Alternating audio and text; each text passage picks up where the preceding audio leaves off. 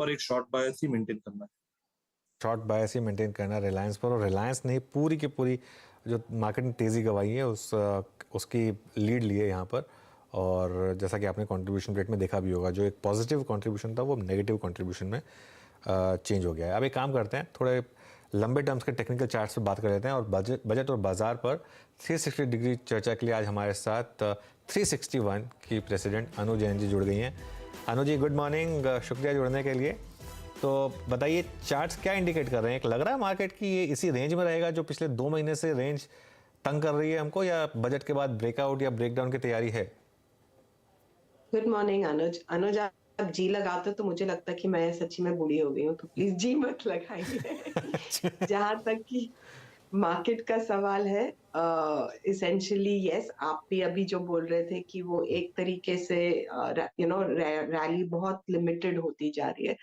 And I think जो मुझे time series के अनुसार दिख रहा है कि आपका एक बड़ा मूव फर्स्ट सेकेंड फेब के आसपास आएगा। Yes, budget I don't think is really an event, given that हमें पता है कि given 1 year T-1 to election year, बहुत ज्यादा बड़ा मूव कोई वो नेगेटिव देंगे नहीं। जहां तक कि यूएस में एफओएमसी का मीट है, that I think will be a trigger. हमारा जो अगला 25 बिप्स का हाइक है, that should be a trigger. So all this put together, yes, market is heading towards a new move either side, but I happen to be an optimistic person, तो मुझे लगता है कि वो जो न्यू मूव होगा वो शायद पॉजिटिव साइड में होगा और नेगेटिव साइड में नहीं होगा।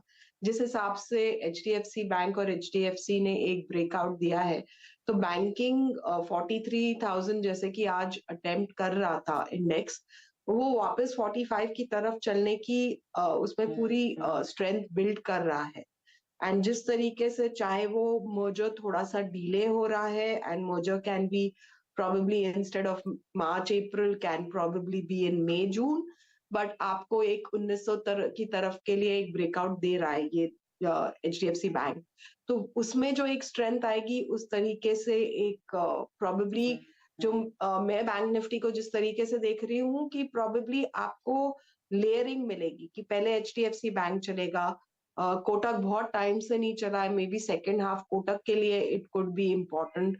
आईसीआईसीआई का शायद इन टर्म्स ऑफ निम्स ये या नेक्स्ट क्वार्टर बेस्ट निम्स होगा प्रोबेबली। उसके बाद जिस तरीके से हमने रिजल्ट्स छोटे बैंक्स के देखे हैं, चाहे वो फेडरल है, आईडीएफसी है, प्रोबेबली आपको वो kind of move will take you into the mid level bank. तो आई थिंक बैंकिंग के ऊपर एज अ सेक्टर जो हमारा व्यू पिछले 1 साल से है वो चेंज नहीं होता है।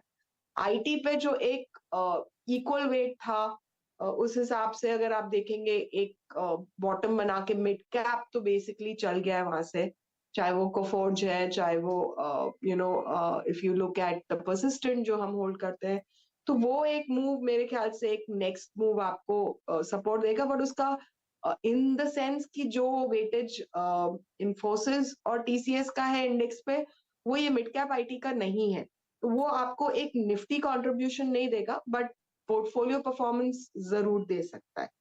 The third aspect which is looking interesting is your infra bets, which is obviously capex cycle के ऊपर हमारी आज भी एक रिपोर्ट आई है, जब हमको लगता है कि रिन्यूएबल्स के ऊपर केपेक्स बढ़ रहा है, which is basically looking good. And I think वो उस पे भी इम्पैक्ट करेगा और बैंकिंग पे भी इनडायरेक्टली इम्पैक्ट करेगा। सो जिन लोग को वो डायरेक्टली खेलना है, दैट खेलना is the right word, invest करना है, that's the right possible index, and otherwise you can probably look at banking itself. And the last thing which is looking interesting and which has stayed interesting is your PSU sector. So चाहे आप वो PSU 20 की तरफ से ले, आपको गेल या NTPC इन individual levels खेलना है, I think these are looking probably very interesting plays for the next 1 year. So this is our view. A breakout is close by. Hopefully it is not a breakdown but a breakout, because time series are narrowing. So I think around the 2nd 3rd of Feb is जहां लग रहा है कि आपको एक बड़ा move दिख सकता है। अच्छा अनु, क्योंकि आपने कहा कि खेलना है और पता नहीं ये सही टर्मिनोलॉजी है कि नहीं है, तो मैं एक्चुअली जब मैं CNBC TV18 में था तो ये एज का इससे कोई लेना देना नहीं है। जो मैंने आपको अनुज जी बोला था उसका एज से कोई लेना देना नहीं है। जब मैं CNBC TV18 पे था तो मैं एक पॉलिसी थी मेरी, मैं हर गेस्ट को फर्स्ट नेम से बुलाता था। हर गेस्ट को, कोई भी गेस्ट रहा हो, मैंने हमेशा फर्स्ट नेम यूज़ किया है। लेकिन जब मैंने ट्रांजिशन किया था तो मुझे व्यूअर्स ने एक फीडबैक दिया था कि जो हिंदी के दर्शक हैं वो थोड़ा प्रेफर करते हैं कि आप सबको थोड़ा जी कह के बोलें, तो इसके लिए, लेकिन अब आप बोल रही हैं तो इसके लिए मैं उसका सम्मान करूंगा। और अब अगला सवाल मैं आपसे फर्स्ट नेम बेसिस पे पूछूंगा। अनु, तो अब ये बताइए कि आपने, क्योंकि HDFC और HDFC बैंक की बात कर ली पासिंग में, थोड़ा डिटेल व्यू चाहिए था मुझे, क्योंकि पिछले 3 साल से इन स्टॉक्स ने अंडर परफॉर्म किया है और ICICI बैंक और SBI ने कैचअप किया है और ज़बरदस्त रैली दिखाई है। अब क्या ये पूरा रिवर्सल हो रहा है या फिर ICICI बैंक भी चलेगा और HDFC ट्विंस भी चलेंगे? देखिए, मेरे ख्याल से आपने जिस तरीके से एक 900-920 से आपने 860 तक ICICI को एक करेक्टिव मूड में देखा है, उस सेम पीरियड में आपने HDFC का ब्रेकआउट देखा है।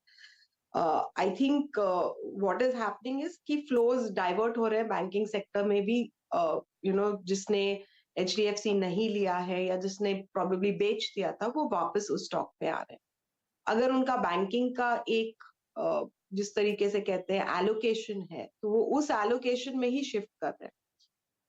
बहुत कम लोग हैं जिनका, जैसे अगर इंडेक्स पे ये 40% के आसपास है, जिन्होंने 50 या 55% कर दिया हो, because then it becomes a very concentrated sector portfolio. But ऐसे लोग भी हैं। बट जो मैं एक देख रही हूँ कि आपका फ्लो, क्योंकि with in bank Nifty Kotak से या ICICI से जा रहा है, तो पहले लेवल पे तो यही चलेगा और शायद दूसरे ना चले। दूसरे लेवल पे जब एक सपोर्ट के बाद ये ब्रेकआउट होगा, अगर आप 44 तक चले जाएंगे, तब आपको SBI है, ICICI बैंक है, प्रोबेबली जो मिड एंड स्मॉल कैप्स भी हैं उस सेक्टर में, वो परफॉर्म करेंगे। In fact that whole extra sector की जो चोला है, जो लग रहा है कि 720 के ऊपर क्रॉस किया तो प्रॉब्ली 770 780 पे चलेगा, या बजाज फाइनेंस जिसने रियली बैड परफॉर्मेंस दिया in the whole financials, I think it's the biggest underperformer, that could probably अगर ये बेसिकली 62 क्रॉस करता है बजाज फाइनेंस, तो एक शॉर्ट कवरिंग आएगी, बट 65 तक तो उसमें भी एक ट्रैक्शन है just for a pull back rally. तो इस सेक्टर में the layering over the year is going to be कि या अब से लेके आपका जब तक ये मर्जर नहीं होता है, HDFC bank would be the leader, पर उसके बाद आपका रोटेशन आना शुरू हो जाएगा। उसके बाद कोटक है, बजाज फाइनेंस है, I am talking about the whole financials as such, and probably even the PSU banks. तो आई थिंक ये सेक्टर काफी प्रॉमिसिंग लग रहा है। निफ्टी क्या रिटर्न देगा साल के लिए, 10% से ज्यादा देने की उम्मीद नहीं है, बट ये सेक्टर आपको, इवन HDFC बैंक अगर आप देखेंगे, पिछले साल आपको 1400 रुपए पे मिल रहा था और ऑलरेडी ये 1700 पे है, तो 20% से ज्यादा रिटर्न दे चुका है। एंड ये सेक्टर आपको शायद बेटर रिटर्न्स अभी भी देगा अगले 1 साल के लिए। यकीन मानिए अनु, ये जी ना लगाना, ये पूरी की पूरी सेंटेंस फॉर्मेशन ना अनुज, ये मेरी पूरी बिगड़ जाएगी अभी। और कोशिश करेंगे अनु, एक्चुअली क्या है ना, हम जहाँ से आते हैं अनु, जी ये लगाना ज़रूरी होता है। और हम लखनऊ वगैरह की भाषा में ना ये इसका इस्तेमाल होता है। कई बार ट्रेन में टिकट दिखाते थे हम लखनऊ जाते वक्त, तो TT कहता था कि यार हम ये टिकट, हम कहते हैं ना ये हमारी टिकट है, वो कहता था आप कितने लोग हैं? नहीं, हम अकेले ही। तो हम और जी ये हम और जी हमारे साथ चलता है। खैर निफ्टी IT पर आपका व्यू, अब जो ग्लोबल सेटअप है, अगर आप देखें, चाहे वो NASDAQ को देखिए, जिस तरीके से इसने 100 EMA के ऊपर क्लोजिंग देना शुरू कर दिया, और after spending so much time with in the trajectory of 30,000 to 29,000, अब आपका व्यू क्या है आफ्टर सीइंग एंटायर अर्निंग्स? आपने अर्निंग्स देख ली, आपने निफ्टी IT का बिहेवियर देखा, इस वक्त निफ्टी IT जिस लेवल्स पे है, यहाँ से और कितना शूट अप कर सकता है, रिवॉर्ड कितना है इस वक्त?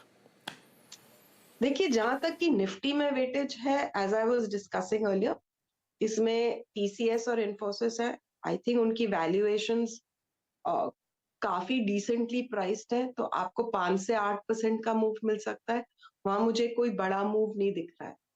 जहां तक कि इंडेक्स का सवाल है, IT इंडेक्स का सवाल है, जिसमें आपके मिड कैप्स और स्मॉल कैप्स भी हैं, आई थिंक वो एज सच चल सकते हैं, बिकॉज जो ग्रोथ के लेवल्स हमने देखे हैं, जो रिजल्ट्स आए हैं परसिस्टेंट के, कोफोर्ज के, एक एम्फेसिस के खराब थे, बट मोरलेस बाकी सबके ग्रोथ काफी वाइब्रेंट है। जो न्यूज फ्लो अभी भी आ रही है कि ले ऑफ्स हो रहे हैं, या वहां पे यूएस वीजाज फॉर हमारे जो टैक्स ट्रांसफर होते हैं, टेक गाइज यहाँ से वहां, उनको वीजा नहीं मिल रहा है, but staying in India and working for their, वो काम में कोई कटौती नहीं आई है। तो मेरे ख्याल से mid caps will be the side which will give you a 20% odd kind of a return. The large caps may continue to give you 8 to 12%, but कोई बहुत बड़ा मूव उस तरफ नहीं दिख रहा। हाँ, लेकिन बॉटम इज इन प्लेस। जो हमने पिछले 8 महीने 9 महीने में लगातार एक ब्रेकडाउन देखा था, कोई कंसोलिडेशन के बाद सपोर्ट आते हुए नहीं देखा था बड़ा, वो पहली बार दिखा है कि ये सेक्टर ने मोर और लेस एक सिग्नल दे दिया है कि मैं गिर चुका हूँ, यहाँ से और नहीं गिरूंगा, कोशिश भी कर लो तो भी वापस आ जाओ। तो that is the signal I would say, and mid caps उसमें बहुत बहुत इंटरेस्टिंग फॉर्मेशन है। वाकई। अच्छा अनु, मैं 2-3 स्टॉक्स पर और बात करूंगा जो कि हिस्टोरिकली इन लेवल्स पे हमेशा रिवॉर्ड दिखे जाते हैं, लाइक पिडिलाइट, लाइक टाइटन, या फिर मैं अगर इस समूह के स्टॉक्स का अगर मैं एक लीडर चुनूं तो वो है एशियन पेंट्स। हिस्टोरिकली, इनफैक्ट मेरे स्क्रीन पे चार्ट्स भी हैं, मतलब मैं देख रहा हूँ लास्ट 2 डेकेड से जब भी 100 वेमा वीक एक्सपोनेंशियल मूविंग एवरेज के आसपास होता है, एक बहुत अच्छा बाय जोन बनता है। इस बार हमने क्रूड के रिट्रेसमेंट के दौर में भी, मतलब crude I mean all the way to 84 from 120, 130, 140, लेकिन स्ट्रीट ने कोई एडवांटेज नहीं दिया इस बार एशियन पेंट्स को। आपका व्यू इस प्राइस पर पिडिलाइट पे at 2400, at 2818 on Asian paints?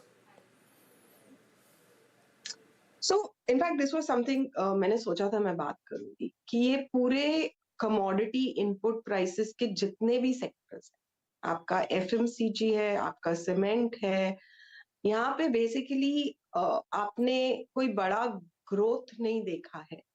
And अगर आप बेसिकली आप जैसे पिडिलाइट एशियन पेंट्स की बात कर रहे हैं, तो they have been negatively impacted in the last sector. अगर आप HUL को देखें, इनके रिजल्ट को देखें, तो जो भी ग्रोथ आया वो प्राइस इंक्रीज की वजह से आया है, कोई बहुत बड़ा वॉल्यूम ग्रोथ नहीं आया। एक्सपेंशन ऑफ मार्जिन्स का तो कोई सवाल ही नहीं था।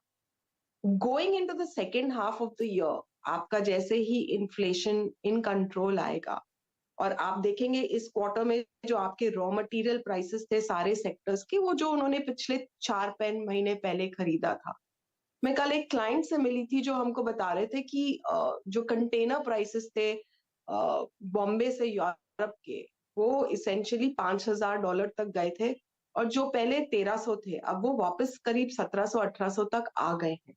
तो ये सारा जो इम्पैक्ट आएगा, चाहे वो कॉस्ट ऑफ फ्रेट है, चाहे वो रॉ मटेरियल प्राइसेस है इन्फ्लेशनरी, जिनमें बहुत ट्रेंड आया था, जहां से करीब जो अगर 100% बढ़े थे तो करीब 40-50% वहां से वो जो बढ़ोतरी थी वो कम हो गई है। या फिर इसेंशियली आप क्रूड का प्राइस देख लीजिए, जो जहां जाके 140 के आसपास अब वापस 80 के आसपास स्टेबल है। तो मेरे ख्याल से अगले क्वार्टर से अगले 2-3 क्वार्टर तक वो एक्सपेंशन ऑफ मार्जिन्स दिखेगा। The joker in the pack will be कि वॉल्यूम ग्रोथ क्या होगा इनके लिए, चाहे वो आपका एशियन पेंट है, पिडिलाइट है, that will be the joker in the pack. तो पेशेंस अगर आपके पास 1 साल का है, तो I agree with you, anything which has commodity as a raw material price, as a raw material where it's a significant part of their costing, it makes the right point to enter over the next 3 to 6 months.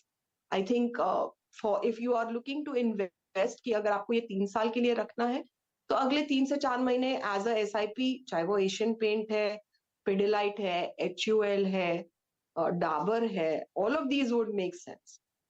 I'm just giving you 2 or 3 names जो मेरे दिमाग में पहले आ रहे हैं, but I'm sure that whole sector plays out. And I think those would be good plays for about 2 to 3 years. They'll give you steady returns. I'm not talking about extraordinary returns, but stellar returns मिल जाए। चलिए यही उम्मीद करेंगे कि stellar returns मिले। अनु, शुक्रिया जुड़ने के लिए हमारे साथ। हैव अ गुड डे, और आज की चर्चा के लिए आपका शुक्रिया। तो ये इस समय 361 की अनु जैन का व्यू। मार्केट थोड़ा सा लो से रिकवर हुआ है 2 कारणों से। एक तो ITC वो इस समय डे हाई पर, और एक रिलायंस जो नीचे जा रहा था वो थोड़ा सा निचले लेवल से घुमा है। सचिन, एक बार शो खत्म करें उससे पहले एक बार जरा इन दो स्टॉक्स पर अपनी राय दे दीजिए एक बार दोबारा, आईटीसी और रिलायंस। जनरल जी देखिए 2390 की हमने बात की, रिलायंस पे ऑलमोस्ट वही स्विंग लो बनाया 2389 का, तो मुझे लगा इंट्राडे के लिहाज से तो उसका जो प्रोबेबल टारगेट था वो ऑलरेडी अचीव हो चुका है। एंड आईटीसी में मुझे लग रहा है यहाँ पर काफी शानदार ब्रेकआउट की तैयारी हो रही है। 340 का एक ऐसा जोन है, अगर ये पर्टिकुलर जोन निकाल देता है तो आई थिंक लगभग 345 346 के पहले कोई मेजर रेजिस्टेंस नहीं है। काफी समय से एक लोअर टॉप लो बॉटम स्ट्रक्चर में रहा था काउंटर, बट पिछले 7 दिनों का अगर हम डेट का देखें तो वहां पर कहीं जाकर ट्रेंड में बदलाव के संकेत आ रहे हैं। तो काफी अच्छी डिक्लाइंस के बाद यहाँ पे एक अच्छा अक्यूमुलेशन जोन हुआ था 330 के आसपास, एंड वहां से एक फ्रेश इम्पल्स मूव नजर आ रही है। तो मुझे लग रहा है यहाँ पर आईटीसी में कुछ लॉन्ग्स कंसीडर किए जा सकते हैं 335 के स्टॉप लॉस के साथ, एंड पोजिशनल टारगेट मुझे लग रहा है 345 350 के आसपास मिल सकता है अगले कुछ दिनों में। डीसी तैयारी कर रहा है एक ब्रेकआउट की, और इसी ने आज मार्केट को सहारा दिया है पिछले आधे घंटे में जो रिकवरी आई है उसके लिए। आप सबका शुक्रिया जुड़ने के लिए हमारे साथ, और अब एक काम करेंगे, एक ब्रेक लेंगे और ब्रेक के बाद नीरज जी कमान संभालेंगे ट्रेडर्स हॉटलाइन के साथ।